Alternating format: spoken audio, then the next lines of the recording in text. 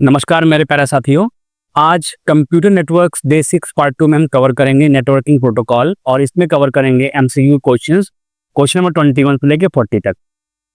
तो पहला question number 21 है, which protocol is mainly responsible for dynamic allocation of IP address in a network. इसमें से कौन सा प्रोटोकॉल रेस्पॉन्सिबल है डायनेमिक मेमोरी एलोकेशंस के लिए इन अ नेटवर्क्स। पहला option DNS domain name system, second DHCP dynamic host configuration protocol, third ARP address resolution protocol और D option ICMP internet control message protocol.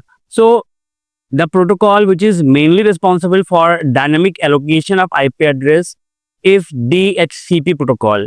Basically, DHCP protocol automatically assign IP address to the devices which is present in a network. So the correct option is DHCP protocol, dynamic host configuration protocol. The correct option for this question is option number B. Now move to the next question, question number 22. Which protocol maps domain name like www.google.com into IP address? इसमें से कौन सा protocol map करता है domain name को like www.google.com?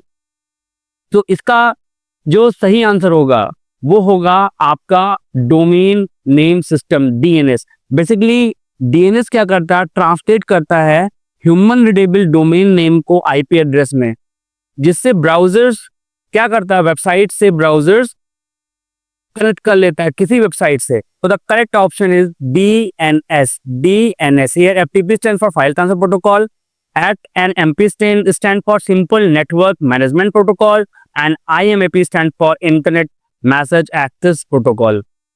Question number 23, which protocol is used to remotely access and configure network devices but is considered insecure? सो कह रहा है कि कौन सा प्रोटोकॉल यूज करते हैं रिमोटली एक्सेस के लिए and configure network devices but is considered insecure, बट इसको इनसिक्योर कंसीडर्ड किया जाता है। So first option SSH secure shell, second option telnet, telnet stands for telecommunication networks, third HTTP and fourth FTP. तो the correct option is option number B. Telnet protocol allow for remote login, but it transmit data including password itself in a plain text, making it insecure. So the correct options for question 23 is Telnet protocol. Telnet stands for telecommunication network. Now question 24, which secure alternative replaced Telnet for remote login? इसमें से कौन सा alternate method है Telnet protocol के place पे जो हम use करते हैं रिमोट लॉगिंग के लिए? तो एक अल्टरनेट मेथड है जिसका नाम है secure shell, SSH secure shell. Okay, basically secure shell क्या करता है, जो भी डेटा ट्रांसफर होता है उसको इंक्रिप्टेड फॉर्म में ट्रांसफर करता है और ये एक एडिशनल सिक्योरिटी प्रोवाइड करता है which is the replacement for telnet protocol. So the correct option is SSH secure shell. Now question 25, which protocol is mainly used for sending emails? इसमें से मेनली हम कौन सा प्रोटोकॉल यूज करते हैं email को सेंड करने के लिए, एक पर्सन से दूसरे पर्सन को ईमेल को सेंड करने के लिए? बेसिकली पहला option SMT protocol, simple mail transfer protocol, second option IMAP protocol, internet message access protocol, POP3 post office protocol version 3, option D HTTPS protocol, hypertext transfer protocol secure. So the correct option is SMTP protocol, simple mail transfer protocol. Basically this protocol is used by mail server and client to send mail. ये protocol हम use करते हैं किसी भी दूसरे व्यक्ति को email को सेंड करने के लिए। और POP जो प्रोटोकॉल होता है उसको यूज करते हैं मैसेज को रिसीव करने के लिए। मैसेज को डाउनलोड करके सर्वर से क्लाइंट कंप्यूटर पे हम डाउनलोड करके मैसेज को रीड कर सकते हैं, मैसेज को रिसीव कर सकते हैं। जो IME प्रोटोकॉल है it is use for reading and managing email on the server. IME protocol है internet message access protocol, it is use for reading and managing email on the server. Now question 26, which protocol is a lightweight version of FTP that uses UDP and does not require authentication? इसमें से कौन सा protocol है जो FTP का light weight version है जो UDP को यूज करता है और किसी भी टाइप के ऑथेंटिकेशन की जरूरत नहीं पड़ती है। So first option TFTP protocol, tribal file transfer protocol. Second option RTP protocol, real time transport protocol. Third ARP address resolution protocol, और डी ऑप्शन एचटीटीपी प्रोटोकॉल।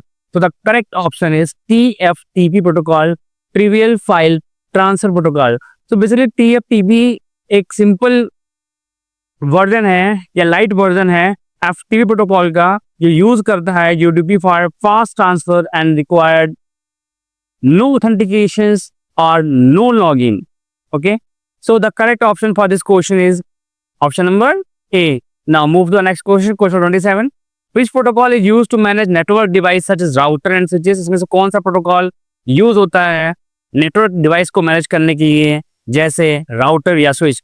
तो हम यूज करते हैं FNMP protocol, simple network management protocol. Simple network management जो protocol है ये help करता है नेटवर्क एडमिनिस्ट्रेटर को उसको मॉनिटर करने के लिए और डिवाइसेस को कंट्रोल करने के लिए। कोई भी डिवाइस जैसे राउटर हो, स्विच हो, सर्वर हो, इसके थ्रू अपने नेटवर्किंग डिवाइसेस को कंट्रोल कर सकते हैं और उसको मैनेज कर सकते हैं। So the correct option is FNMP protocol, simple network management protocol. बाकी बात करते हैं डीएनएस क्या होता है। ये डोमेन नेम सिस्टम होता है। ICMP internet control message protocol होता है एरर रिपोर्ट करने के लिए। और SIP protocol session initial protocol होता है। ये हम VoIP सेशन सेटअप जब यूज करते हैं तब यूज करते हैं। VoIP का फॉर्म होता है voice over internet, ice over internet protocol. Now question 28, which protocol is used to securely browse website by encrypting communications? इसमें से कौन सा प्रोटोकॉल है जो यूज होता है सिक्योर ब्राउजिंग के लिए किसी वेबसाइट्स पे, जिससे मेरा जो मैसेज है वो इंक्रिप्टेड फॉर्म में ट्रेवल करता है from client system to the server? So the correct option for this question is HTTPS protocol, hyper text transfer protocol secure. इसमें एक एडिशनल सिक्योरिटी लेयर लग जाती है। बेसिकली एस लगा हुआ है वो एक एडिशनल सिक्योरिटी लेयर है जो यूज करते हैं सिक्योर वेब ब्राउजिंग के लिए। Now question number 29, which protocol reports error and control message in the internet layer of TCP/IP protocol? इसमें से कौन सा प्रोटोकॉल रिपोर्ट एरर के लिए और मैसेज को कंट्रोल करने के लिए यूज होता है इन TCP/IP प्रोटोकॉल में? सो the correct option is internet control message protocol, ICMP protocol. Basically ICMP protocol को यूज करते हैं किसी भी एरर को रिपोर्ट करने के लिए। And it also supports ping commands to trace the route.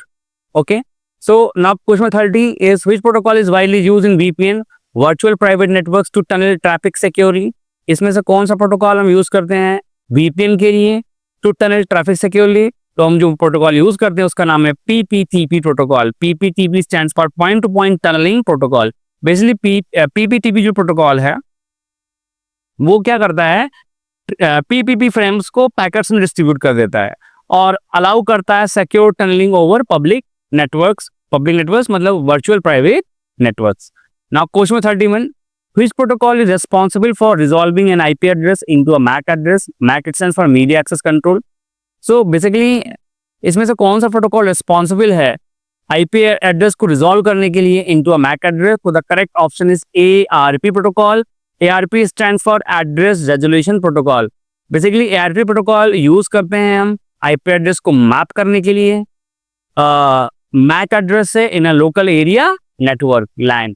Question 32, which protocol is the reverse of ARP and find an IP address when the MAC address is known? कौन सा protocol हम use, reverse protocol है ARP का और ये पता लगाता है IP एड्रेस का when MAC एड्रेस, जब हमारा MAC एड्रेस नोन होता है, मीडिया एक्सेस कंट्रोल नोन होता है। तो the correct option for this question RARP protocol, reverse address resolution protocol, RARP protocol. Basically RARP protocol क्या करता है, कन्वर्ट करता है मैक एड्रेस को into corresponding IP address. RARP protocol हमारे मैक एड्रेस को IP एड्रेस में कन्वर्ट करता है। Now question number 33, which protocol is used to transfer web page from a server to a client in plain no secure form? इसमें से कौन सा protocol use करते हैं हम आपके मैसेज को आपके ब्राउजर पे लिखे गए टेक्स्ट को वेब सर्वर पे पहुंचाने के लिए बिना किसी सिक्योरिटी के साथ तो हम यूज करते हैं hyper text transfer protocol without any additional security layer. तो correct option is option number A. Now question number 34, which protocol is used for voice and video call signaling over IP networks? कौन सा protocol use करते हैं voice और video call signalling के लिए IP address पे, IP networks पे? So for this we will use SIP protocol, session initiation protocol. Basically जो एसआईपी प्रोटोकॉल होता है वो एस्टेब्लिश करता है और मैनेज करता है और टर्मिनेट करता है आपके वीओआईपी प्रोटोकॉल सेशंस को, वॉइस ओवर इंटरनेट प्रोटोकॉल्स को। Now question number 35, which protocol is used for actual real time transmission of audio and video data? इसमें से कौन सा प्रोटोकॉल हम यूज करते हैं actual real time transmission audio और वीडियो फाइल या ऑडियो और वीडियो डेटा के लिए? तो यूज करते हैं real time transport protocol, RTP protocol. Basically जो आरटीपी प्रोटोकॉल्स है वो रियल टाइम में हमारे मल्टीमीडिया चाहे ऑडियो हो या वीडियो उसकी स्ट्रीमिंग्स को पॉसिबल करता है। RTP protocol, real time transport protocol. Now question number 36, which protocol is commonly used to retrieve emails but downloads them to the client and usually deletes from the server? इसमें से कौन सा protocol है जो message को email को retrieve करने के लिए यूज किया जाता है but download them to the client and usually delete from the servers? So इसके लिए यूज करते हैं post office protocol version number 3। Post office protocol version number 3। Basically जो पोस्ट ऑफिस प्रोटोकॉल वर्जन 3 है ये डाउनलोड करता है ईमेल को आपके क्लाइंट डिवाइसेस में या क्लाइंट कंप्यूटर में सर्वर से। Question number 37, which protocol allow accessing emails directly on the servers without deleting them suitable for multiple devices? इसमें ऐसा कौन सा प्रोटोकॉल है जो ईमेल एक्सेस को अलाउ करता है बिना उसको डिलीट किए हुए और जो सुटेबल होता है मल्टीपल डिवाइसेस के लिए? Then the protocol name is IMAP protocol, internet message access protocol. Basically internet message access protocol है, ये अलाउ करता है मेल को रीड करने में, मेल को मैनेज करने में from the server to your client computer. Client computer, it may be your smartphone, it may be your laptop, it may be your desktop, it may be anything.